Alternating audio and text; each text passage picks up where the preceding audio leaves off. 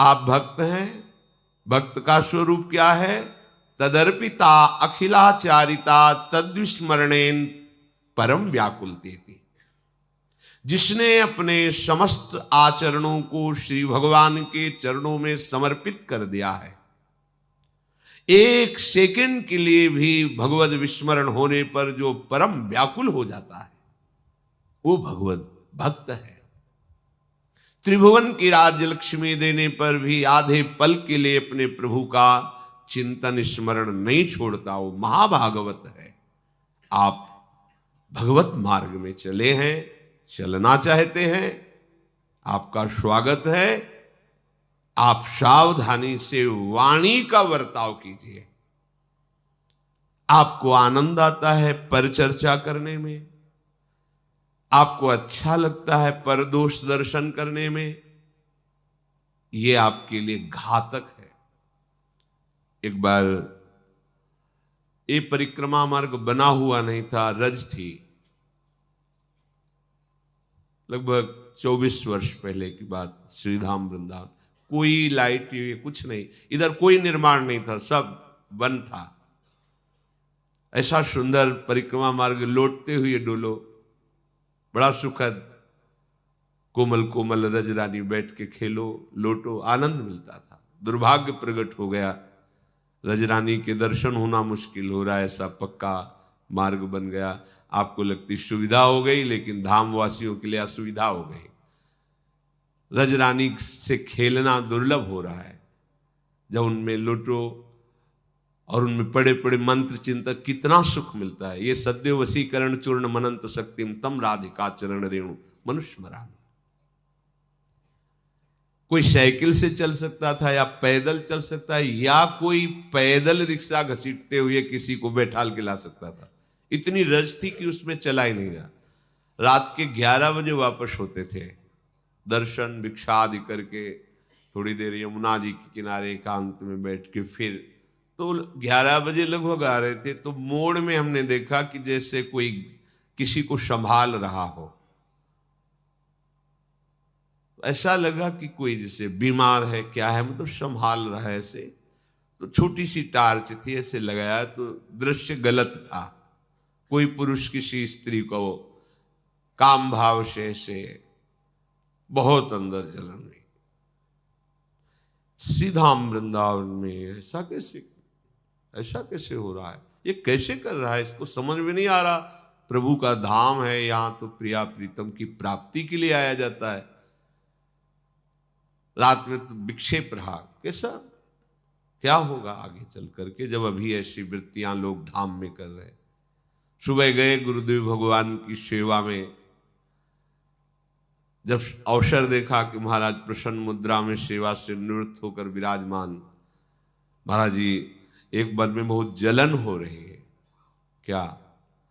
ओ कल रात्रि में हमने परिक्रमा मार्ग में वाचल विहार में रहते थे, तो कोने में हमने ऐसा देखा, तो हमें भ्रम था कि कोई गिर रहा है, कोई संभाल रहा है शायद उसे, पर वो दृश्य गलत था।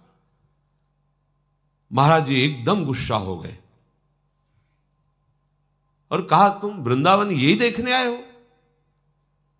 तुम उपासक हो, भगवत मार्ग के पथिक हो, यही तुम्हारी भावना है? महाराज जी हमने कोई दोषारोपण थोड़ी कि, हमने यही दृश्य वृंदावन में देख रहे हो, यही देखने आए हो। तुमने भावना नहीं की, प्रिया प्रीतम खेल रहे हैं और साष्टांग प्रणाम करके चले जाते। हाँ, गलती हो गई महाराज। प्रपंच की दृष्टि रखते हो, प्रपंच देखते हो। अरे यहां प्रियालाल की भावना में विचरा जाता है। सर्वान वस्तु तया निरीक्षक, क्या देख रहे हो? गलती हो गई, चूक हो गई। हमने व्यक्ति देखा, प्रभु को नहीं देखा, चूक हो गई। हम अपनी दृष्टि को बदलेंगे। ये सृष्टि कैसी है, आज तक कोई निर्णय नहीं कर पाया। जिसकी जैसी दृष्टि हुई वैसे ही उसको सृष्टि अनुभव में आई। ब्रह्म ऋषियों ने देखा तो संपूर्ण सृष्टि ब्रह्म में दिखाई दी। सर्वम खलमिदम ब्रह्म। गोस्वामी तुलसीदास जी ने देखा तो सिया राम में सब जग जान। गोपीजनों ने देखा तो जित देखो तित श्याममयी। और हम देख रहे हैं तो देख रहे हैं क्या, तो हमारी दृष्टि है। कहीं कोई दोष देखना संसारी पुरुषों का कार्य है। उपासकों का, उपास्य देव का दर्शन करना है। सब जगह मेरा गोविंद मुस्कुराता हुआ विराजमान है। हमें यह अनुभव करने के लिए भगवान ने मार्ग दिया है। तो वाणी निर्दोष, दृष्टि निर्दोष, श्रवणेन्द्रिय निर्दोष, तो जनेन्द्रिय अपने आप निर्दोष हो जाएगी। और जहां इंद्रियां पवित्र हुई, मन पवित्र हुआ, तो आपको अपने परमानंद का अनुभव हो जाएगा। जो आपकी संपत्ति है, जो आपकी निजी संपत्ति है, परमानंद, वो प्रकाशित हो जाएगा। किसी और का नहीं है, आपका है। वो आपका स्वरूप है। आप भगवत स्वरूप हैं, भगवत अंश हैं। अगर हम मनुष्य जीवन में ये नहीं कर पाए तो किसी भी योनि में नहीं होना। आगे किसी योनि में इनका संयम नहीं हो सकता। श्री भगवान करुणा करके कह रहे कि यदि तुम्हारा जीवन पूरा विषय चिंतन में गया है तो तुम कैसे आखिरी में मेरा चिंतन कर पाओगे।